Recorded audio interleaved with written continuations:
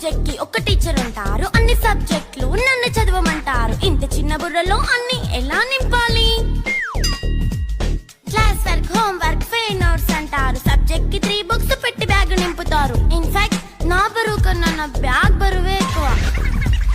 క్వశ్చన్లు, ఆన్సర్లు, సర్ప్రైజ్ టెస్టులు తమ్మి దాటుకొని మళ్ళీ స్కూల్ వ్యాన్ ఎక్కేసి అమ్మయ్య ఇక ఇంటికి వచ్చేసామనుకుంటే మార్క్స్ తక్కువ వస్తే చెయ్యాలి అసైన్మెంట్. రిపోర్ట్ కార్డ్ చూపిస్తే ఇంట్లో ఉన్న పనిష్మెంట్. హోమ్ వర్క్ చేయమంటూ మమ్మీ చంపుతుంటుంది. ట్యూషన్ టైం అయిందని డాడీ తరుముతుంటాడు. డాన్స్ క్లాస్ కి వెళ్ళమని తాతయ్య తిడతాడు. స్నాక్స్ తిని వెళ్ళమని నాన్నమ్మ ఆపుతుంది. ఇక అన్నీ అయిపోయాక కాసేపు టీవీ చూద్దామంటే మమ్మీ ఎంట్రీ ఇచ్చింది. బెడ్ యొక్క మంది చిన్న నాప్ తీసేలోపు తెల్లారిపోయింది.